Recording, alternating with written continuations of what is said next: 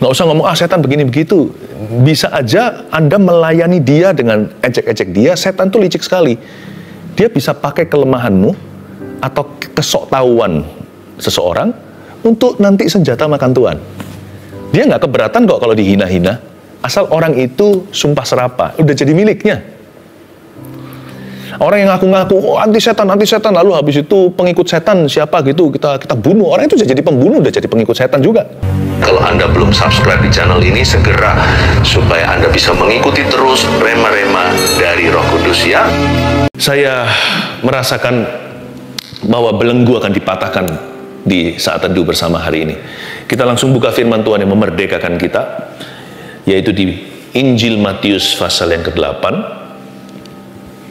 Matius 8 ayat yang ke-28 sampai 34, ambil catatan kita.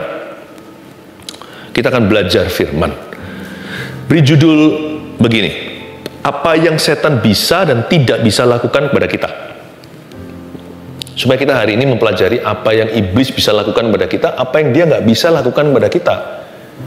Supaya kita itu mengerti hak kita sebagai anak-anak Tuhan dan sebagai manusia yang punya pilihan. Cerita tentang dua orang yang kerasukan disembuhkan, saya bacakan. Setibanya di seberang, yaitu di daerah orang Gadara, datanglah dari pekuburan dua orang yang kerasukan setan menemui Yesus. Mereka sangat berbahaya, sehingga tidak seorang pun yang berani melalui jalan itu. Dan mereka itu pun berteriak katanya, apa urusanmu dengan kami, hai anak Allah? Adakah engkau kemari untuk menyiksa kami sebelum waktunya? Tidak jauh dari mereka itu sejumlah besar babi sedang mencari makan. Maka setan-setan itu meminta kepadanya, katanya, jika engkau mengusir kami, suruhlah kami pindah ke dalam kawanan babi itu. Yesus berkata kepada mereka, pergilah, lalu keluarlah mereka dan masuk ke dalam babi-babi itu. Maka terjunlah seluruh kawanan babi itu dari tepi jurang ke dalam danau dan mati di dalam air. Maka larilah penjaga-penjaga babi itu, dan setibanya di kota, diceritakannya lah segala sesuatu, juga tentang orang-orang yang kerasukan setan itu. Maka keluarlah seluruh kota mendapatkan Yesus, dan setelah mereka berjumpa dengan dia, mereka pun mendesak supaya ia meninggalkan daerah mereka. Pembahasan ini penting sekali karena kita sedang dalam peperangan rohani, jadi jangan sampai kita lugu hati. Jangan sampai kita polos-polos nggak mengerti sebenarnya ada sesuatu terjadi di alam roh, kita nggak usah ngeroh. Itu fakta kebenaran bahwa sebab peperangan kita bukan melawan darah dan daging, tapi melawan roh-roh jahat di udara. Jadi iblis itu berkuasa untuk melakukan sesuatu jikalau kita memberinya izin. Nah, hati-hati dengan tipu muslihatnya.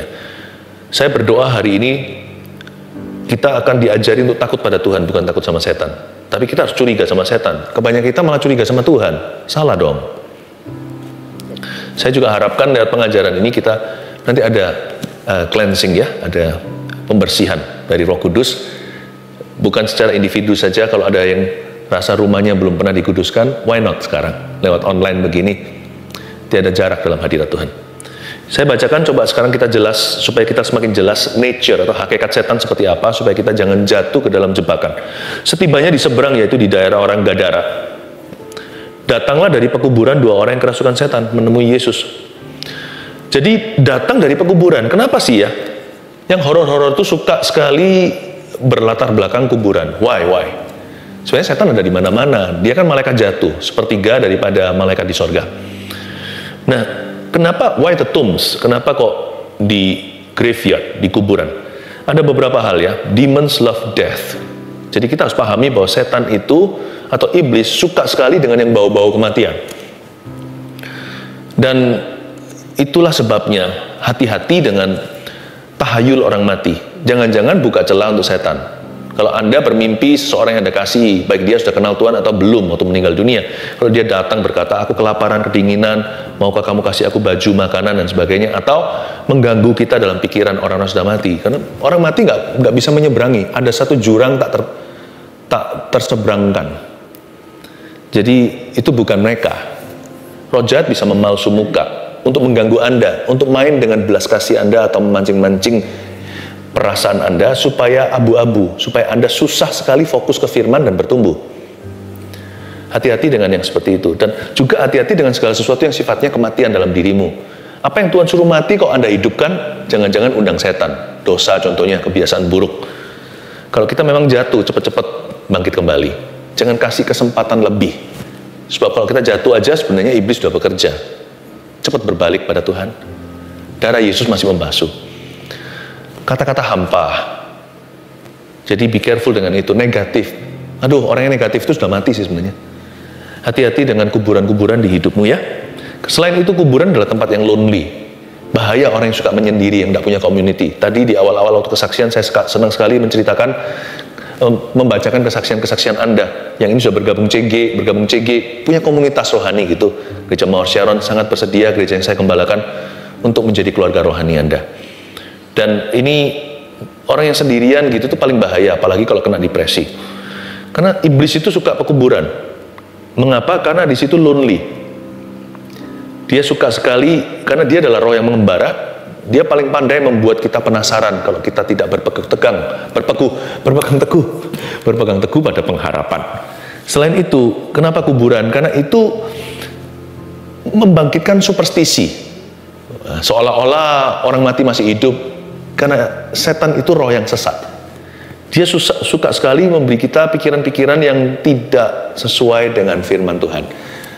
Hal-hal yang tidak alkitabiah, dia paling pandai bermain di area itu untuk membuat Anda dan saya tidak pasti. Karena itu pegang teguh sama firman Tuhan.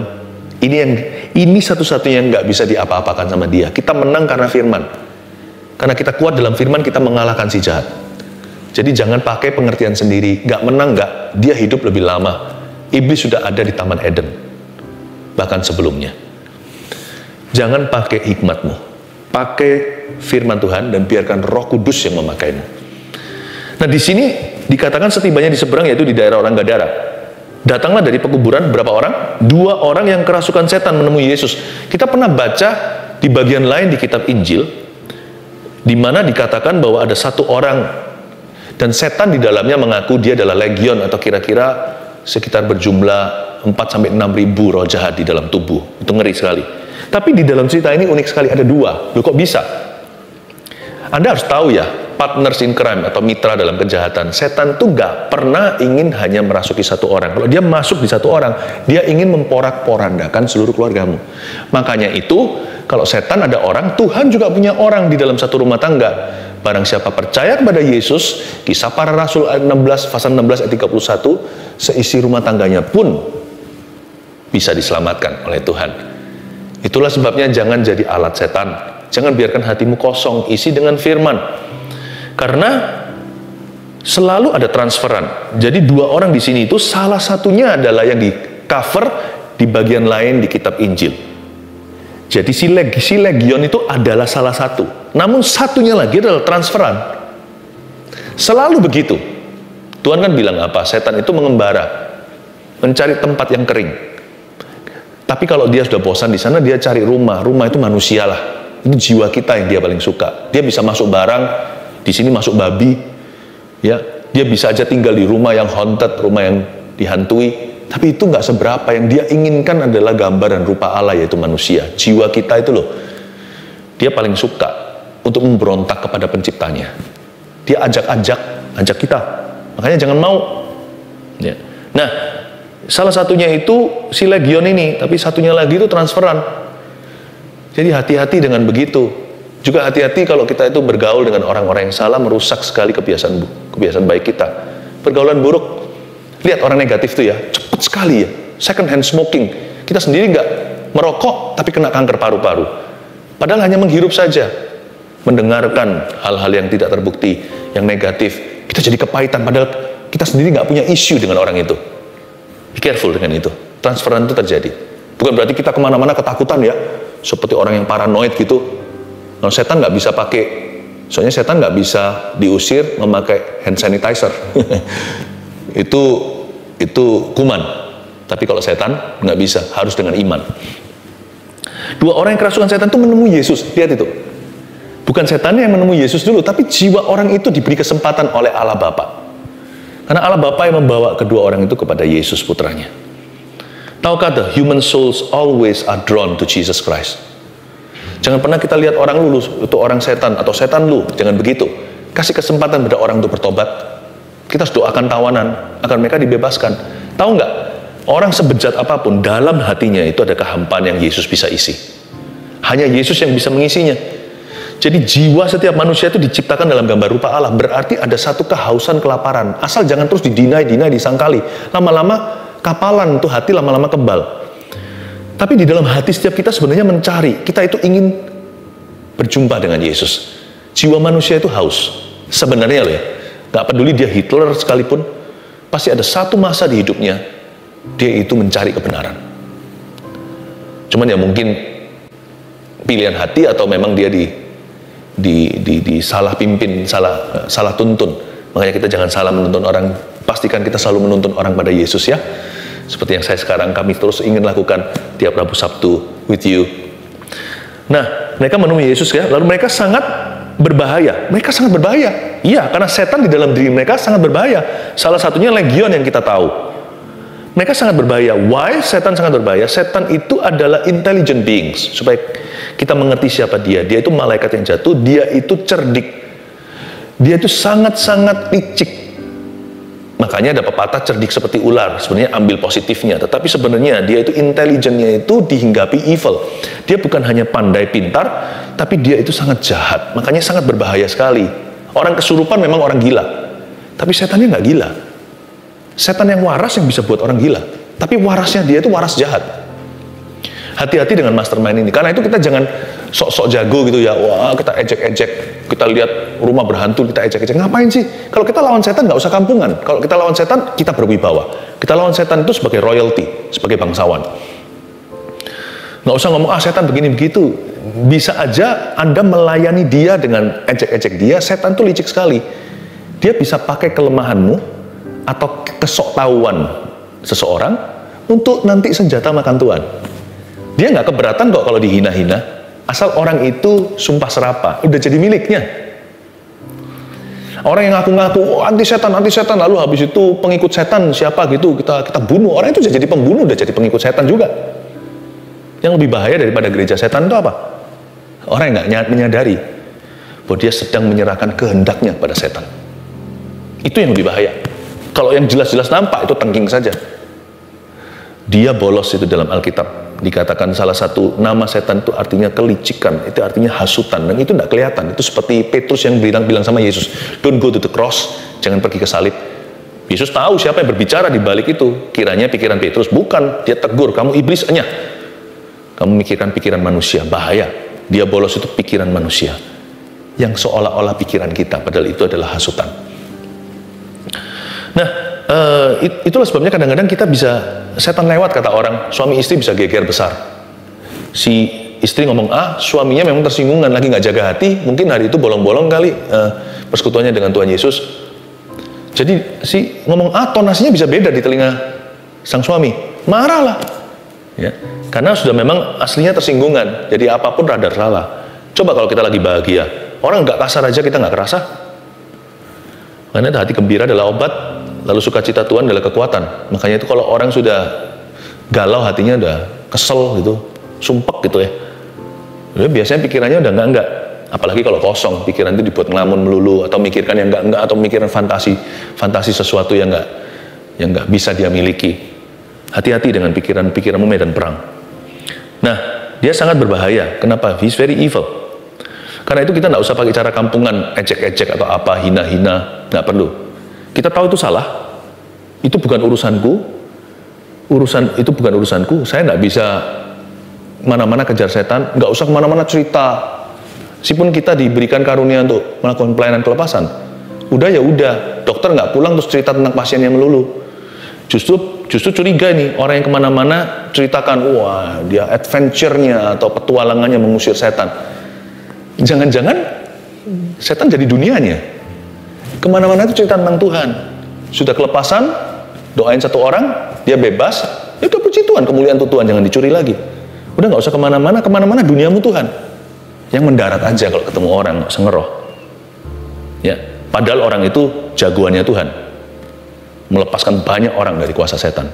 Malah orang yang jago di mata Tuhan itu rendah hati. Ya, be careful ya dengan yang kayak gini kan, banyak orang Kristen, anak-anak Tuhan itu nggak bijak juga lidahnya. Karena setan itu sangat berbahaya. You have to know this. You have to respect your enemy. Saya tidak ajarkan kita menghormati setan, enggak. Tapi ini pepatah aja. We have to respect our enemy to defeat him. Kita harus bisa respect dulu, Kelebihannya apa untuk kita bisa mengalahkannya? Saya tidak ajari kita menghormati setan, apalagi menghargainya. Tapi saya ajari kita untuk jangan ngawur. Kita, bahkan malaikat Tuhan pun menghardik Lucifer. Dia berkata, Tuhan menghardikmu. Dia nggak sembarang menghujat sesuatu yang dia nggak tahu.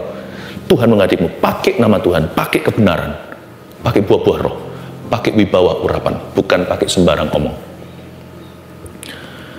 Karena itu dia sangat berbahaya, sehingga tidak seorang pun yang berani melalui jalan itu. Nah, setan itu bisa berbuat apa sih bahaya? Sebenarnya dia itu nggak bisa berbuat apa-apa sama kita kalau kita nggak buka celah. Jadi kalau kita membuka celah, he can still kill and destroy. Dia bisa mencuri, membunuh, membinasakan. Nah, nanti saya akan jelaskan ayat 29 dulu. Dan mereka itu pun berteriak katanya, apa urusanmu dengan kami, hai anak Allah? Adakah engkau kemari untuk menyiksa kami sebelum waktunya? Kata sebelum waktunya ini luar biasa. Ini menunjuk kepada limited time atau waktu yang terbatas. Iblis itu, saya tahu bahwa iblis itu mengerti bahwa waktunya itu sangat dibatasi. Anehnya, anak-anak Tuhan malah buang-buang waktu. Malah sukanya menyia-nyiakan waktu, muter-muter melulu. Kerohanian juga gitu. Pikirannya juga seperti itu. Kerdil terus, nggak pernah dewasa rohani. Muter-muter di sana terus. Perasaannya dimainkan terus. Aneh ya. Setan itu tahu waktunya itu singkat. Karena itu dia kerja keras untuk menyesatkan dunia. Mencuri, membunuh, membinasakan. Anak-anak Tuhan ogah-ogahan sama Tuhan. Kita ini nggak mau dewasa-dewasa, padahal dewasa itu pilihan. Pikiran melulu di kubangan tersebut. Nggak cuma itu, nggak hanya itu saja.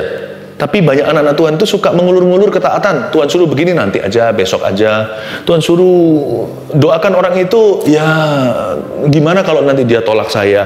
Aduh, banyak sekali alasannya. Jangan-jangan setan lebih profesional mengerjakan misinya yang salah daripada kita mengerjakan misi kita yang benar dalam kehidupan ini. Ayo berbuah.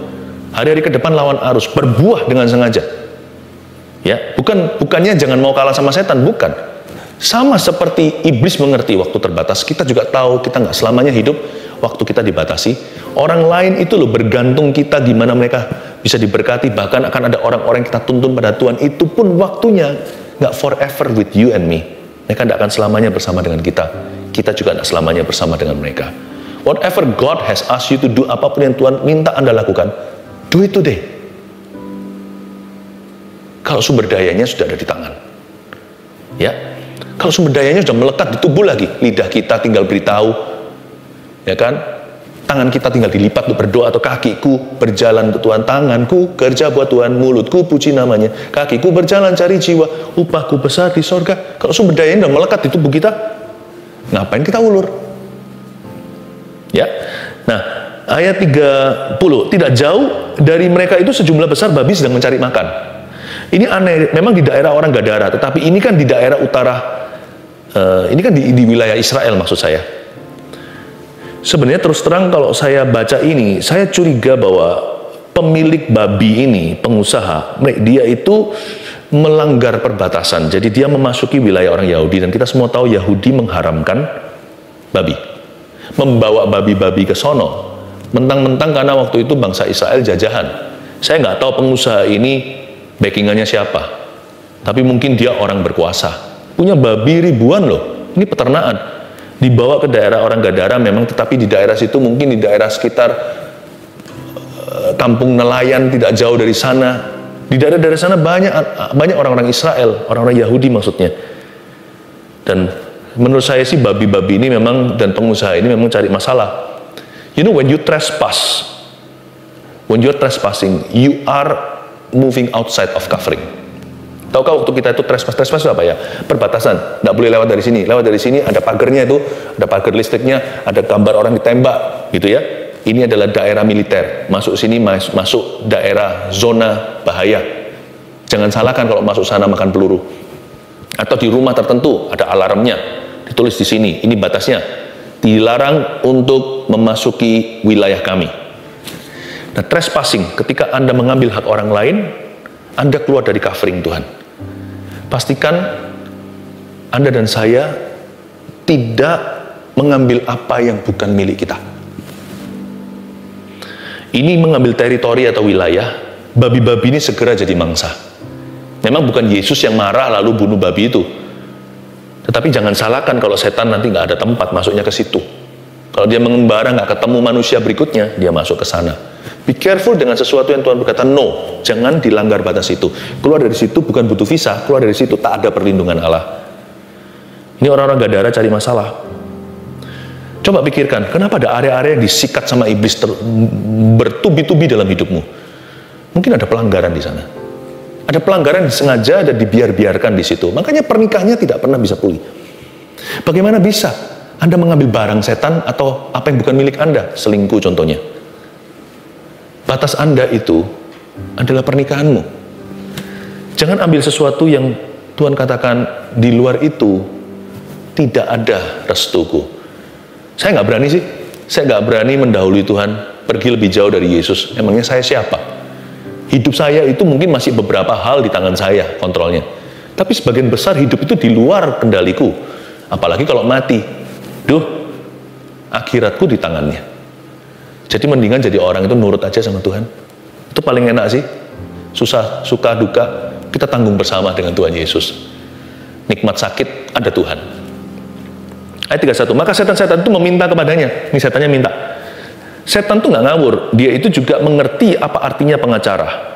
Dia berkata, katanya, jika engkau mengusir kami, suruh kami pindah ke dalam kawanan babi itu. Kok nggak minta begini?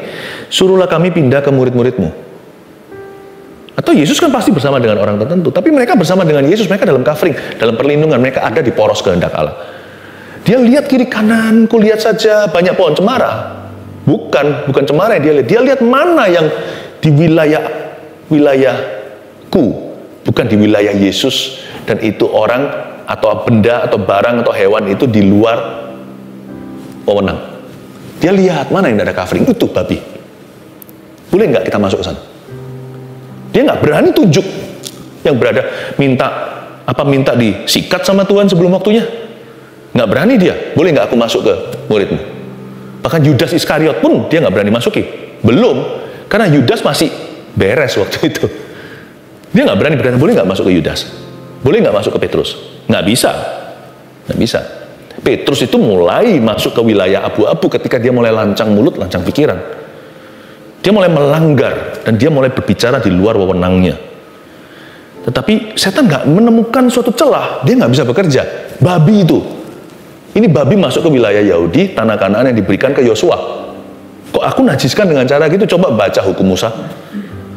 Ya, kita nggak usah ngikuti hukum-hukum Taurat itu lagi, karena semuanya itu bukan apa yang masuk ke dalam tubuh kita yang menajiskan, karena itu keluar ke jamban, tapi apa yang keluar dari mulut kita, dari hati itu keluarnya, itu yang menajiskan kita. Tapi coba bayangkan, Tuhan ajarkan di situ daerah itu adalah daerah worshipnya orang Yahudi. Dia berani-berani bawa babi ke situ. Sebenarnya nggak bisa marah sih, nggak bisa marah. They ask for it. Jadi mereka yang tidak menghargai wilayah teritori.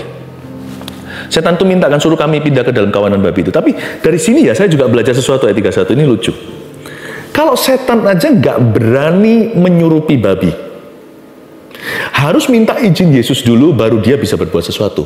Apalagi kita. Babi nggak bisa, mana mungkin domba. Paham maksud saya? Dia harus, apa itu kalau bahasa Jawanya ya, kulon nuwun itu terima kasih ya, matur nuwun ya, kulon nuwun matur nuwun itu terima kasih. Kulon nuwun, dia harus permisi dulu, permisi, boleh nggak masuk ke situ. Sama babi aja, padahal itu babi pelanggaran. Itu ditilang. Sama babi aja dia minta izin dulu kok, apalagi ke kita. Jangan pernah kita merasa, aduh hidupku tuh begini karena aku udah berkuasa atasnya. Come on, that's the biggest nonsense. You have a choice. Anda punya pilihan. Apalagi kalau Anda mengaku Yesus adalah Tuhan. Anda adalah anaknya.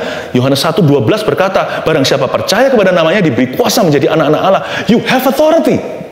Kau punya otoritas. Jadi jangan pernah kita itu victim mentality. Anak-anak Tuhan yang paling melanggar otoritas Allah adalah mereka yang suka mengasihani diri sendiri. Kasihan aku. Victim mentality atau mentalitas korban. Orang seperti itu bertindak seolah-olah nggak ada pilihan, seolah-olah Tuhan nggak adil.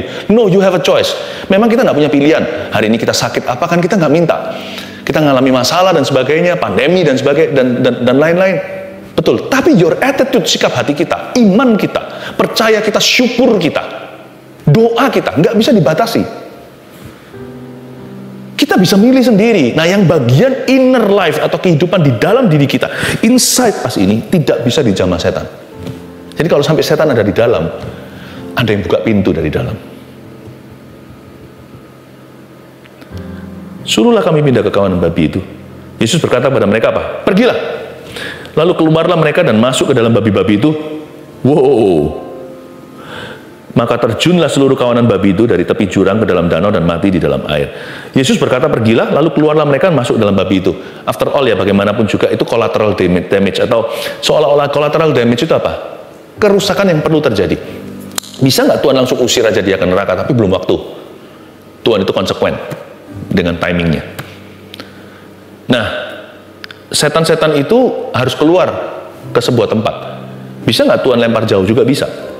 Tetapi hari itu mereka minta sesuatu, itu pelanggaran. Aku bisa masuk sana nggak? Dan Tuhan melihat itu bukan manusia, bukan masuk ke dalam pemilik peternakan loh ya. Tuhan masih lindungi si manusia itu, meskipun dia melanggar. Nggak tahu apakah dia sengaja, truknya itu ogal-ogalan di jalan, lalu nabrak satu mobil kecil lalu mati. Itu yang nanti yang disuruh tanggung jawab pemiliknya juga, bukan hanya pengemudi. Saya nggak tahu apakah ada kesengajaan atau tidak, tapi Tuhan masih melindungi keluarga pemilik peternakan babi atau kampung halamannya. Namun waktu mereka minta ke babi itu Tuhan kasih, itu seperti seolah-olah kalau orang itu operasi harus amputasi demi menyelamatkan seluruh tubuh. Tuhan izinkan setan-setan itu masuk ke dalam babi. Maka terjunlah seluruh kawanan babi itu dari tepi jurang ke dalam danau dan mati di dalam air, alias bunuh diri massal. Saya sempat waktu baca ini saya berpikir begini. Saya penasaran, kenapa ya waktu setan tadi itu berada di dalam tubuh dua manusia di pekuburan, kok nggak berani melakukan yang sama ketika mereka masuk ke dalam babi? Waktu masuk ke dalam babi, nggak babi bu, nggak basa-basi, langsung pergi ke tepi, lompat dari jurang, mati dalam air, di dalam danau. Mungkin matinya waktu kena impact di air, karena mungkin itu tebing tinggi, atau mungkin dia mati lemas karena drowning, atau dia tenggelam di dalamnya. Pokoknya si setan bunuh diri ikan babi. Kenapa dua orang itu legion lagi nggak mati-mati? You want to know why? Karena manusia diciptakan dalam gambaran rupa Allah. Setan itu setiap incinya dia harus minta izin dulu sama Tuhan. Sama babi diizinkan tapi dia bisa langsung terjun. Sama orang nggak berani. Harusnya dia mau terjunkan tuh orang. Dari dulu-dulunya orang yang mau dia terjunkan. Tapi setan nggak berhak ngambil nyawanya. Makanya itu saya peringatkan orang yang bunuh diri itu, Anda juga tidak punya hak untuk ambil nyawamu. Setan aja nggak bisa ambil nyawamu. Jangan terhilang selama-lamanya ya, dengan mencuri nyawamu dari tangan Yesus yang berhak mengatakan kapan Anda dan saya mati. Kita aja nggak berhak untuk mengatakan kapan kita hidup kok.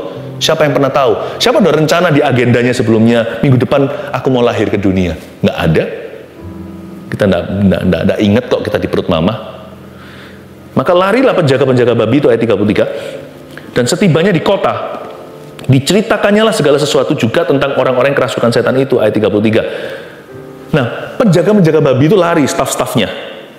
Setiba di kota diceritakannya segala sesuatu. Tuhan itu baik ya. Ini adalah episode di ayat 33 diizinkan, karena Tuhan itu nggak pernah memaksa. Tuhan itu selalu memberi kita the benefit of the doubt, atau Tuhan selalu memberikan kepada kita hak untuk mempertanyakan. Jadi ketika mereka cerita, semua orang di kota itu bisa mempertimbangkan semua kejadian ini. Apakah mereka lebih mementingkan kerugian, atau mereka menyadari mereka telah melanggar teritori Yahudi? Apakah mereka itu eman nih ceritanya, sayang sama harta, atau mereka lebih sayang pada jiwa? Apa mereka melihat ini sebagai kesempatan? Ternyata roh jahat itu bisa diusir. Mereka sendiri pasti orang Gadara ini penuh superstisi. Mereka bisa melihat, oh terang Injil, berarti ini bukan good luck atau bad luck yang kutakuti. Bisakah mereka melihat Yesus sebagai sumber berkat, dan Tuhan bisa mengembalikan semua babi-babi yang mati itu? Ya, Tuhan bisa mengembalikan rezeki. Mereka punya pilihan. Tapi sayangnya, mereka melakukan satu kesalahan besar, yaitu mereka memanjatkan doa sengaja. Doa mereka didengar Tuhan, dan Tuhan meninggalkan mereka. Apa doa mereka? Dan setelah maka ayat 34, keluarlah seluruh kota mendapatkan Yesus. Nggak tanggung ya, seluruh kota. Berarti ini sudah konspirasi bersama, rusak pun rame-rame, menolak Tuhan pun bersama-sama. The whole city was united in rebellion. Seluruh kota itu bergabung untuk memberontak kepada pemerintahan Tuhan. Dan setelah mereka berjumpa dengan dia, mereka pun mendesak supaya ia meninggalkan daerah mereka. Ngeri nggak? Setelah mereka berjumpa dengan dia, padahal jumpa sama Tuhan loh, ini muka dengan muka, fisik lagi, kayak kita kan dengan iman. Ternyata seseorang mengalami pengalaman perjumpaan dengan Tuhan ajaib sekalipun atau supranatural, tidak menjamin orang itu akan bertobat. Ternyata repentance is a choice. Tuhan tidak pernah memaksa kita bertobat. Pertobatan itu sebuah pilihan. Dan mereka semua mendesak supaya ia meninggalkan daerah mereka. Kata mendesak di situ kesannya adalah mereka berdoa. They pray to Jesus, leave us. Ini yang lebih mengerikan daripada legion dan 2 orang kesetanan yang sangat berbahaya, yaitu menyerahkan kehendak bebasmu kepada iblis. Yang ini nggak perlu orang kesurupan. Ini membuka pintu dari dalam, bukan kepada Yesus celakanya, tapi kepada kehendakmu sendiri, kepada egonya, kepada nafsu duniawi.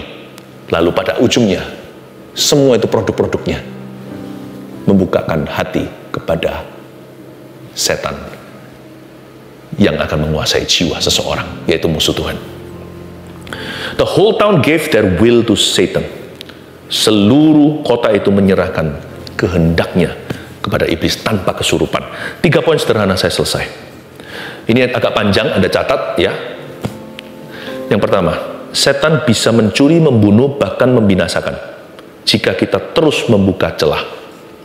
Ini hal pertama yang setan bisa lakukan kepada kita. Saya akan cover dulu yang setan bisa lakukan, lalu nanti saya jelaskan yang setan nggak bisa lakukan pada kita. Yang dia bisa lakukan adalah setan bisa mencuri, membunuh, bahkan membinasakan jika kita terus membuka celah. Ada kata terus ya. Kalau kita terus-menerus sekali aja langsung kesurupan, kayaknya nggak begitu sih. Kerasukan itu ada langkah-langkahnya, nggak sampai totalitas begitu. Itu sudah dari yang enteng-enteng jadi berat-berat. Yang kedua, manusia punya masa anugerah. Maka itu jangan sia-siakan hidup atau mencobai Allah. Itu loh bedanya kita sama hewan. Dia cemplung langsung. Tapi kita itu dikasih kesempatan karena kita itu punya masa anugerah, dicipta dalam gambaran rupa Allah. Tapi jangan sia-siakan hidupmu. Hidup itu kesempatan. Apalagi mencobai Allah. Jika jatuh, cepat bangkit lagi. Jikalau jauh, cepat kembali. Nah memang manusia, kita bisa aja melepas kehendak kita sudah dijajah jikalau kita sudah di taraf terbelenggu atau kesurupan. Kalau sudah di taraf tertentu, sudah kronis itu. Tahu nggak? Infeksi saja bisa mematikan kalau dibiarkan. Sakit mah aja bisa bahaya. Sakit mah, kamu kan cuma biasa gitu aja, nggak pingin makan, nggak nafsu makan, mual dan sebagainya. Tapi kalau apapun juga, kalau dibiarkan terus-menerus, dia bisa jadi sesuatu yang membinasakan. Karena itu jangan sia-siakan hidupmu ya. Di taraf tertentu kehendakmu sudah bukan milikmu. Makanya itu latihan. Yang ketiga, setan tidak bisa memaksa kita. Sebab kehendak bebas adalah kedaulatan manusia. Ternyata manusia itu punya kedaulatan loh. Bedanya sama Tuhan. Tuhan punya daulat atas hidup kita. Atas hidup bumi dan seisinya, hidup dan mati orang. Tapi kita punya kedaulatan, namanya hak bebas kita. Nah ini harus kita sengaja berikan ke Tuhan. Tiap kali, setiap kejadian, setiap hal yang kita rasakan, apapun yang kita hadapi, setiap hari, setiap waktu, setiap saat, tiap pagi, malam sebelum tidur, serahkan terus kehendak bebasmu kepada Tuhan. Lord, I surrender my will to you. Not my will, but your will be done. Tuhan, ku serahkan kehendakku kepadamu, biarkan kehendakmu yang jadi, bukan kehendakku. Karena kedaulatan itu milik kita. Bahkan Tuhan serahkan kuncinya, bukan milik Tuhan. Segala sesuatu milik Tuhan, iya, tapi Tuhan serahkan kehendak bebas, kedaulatan kita. Jadi dengan kehendak bebasmu, apakah Anda memilih untuk memuji atau menggerutu? Percaya atau menghujat? Mengasihi atau membenci? Jujur atau menipu? You choose. Dan dibalik semua pilihan Anda, Tuhan melihat. Dan suatu hari Anda dan saya harus mempertanggungjawabkan. Saya mau jadi anak Tuhan, tidak mau jadi anak setan. Saya percaya Anda juga sama. Haleluya. 1 Petrus 4 ayat 7. Kesudahan segala sesuatu sudah dekat. Karena itu, kuasailah dirimu dan jadilah tenang, supaya kamu dapat berdoa. Saudara yang terkasih, terima kasih telah mendengarkan firman Tuhan hari ini. Jangan lupa untuk dukung terus channel ini dengan cara subscribe, like, share, dan juga komen, agar saudara kita yang lain juga boleh terberkati. Tuhan Yesus memberkati kita.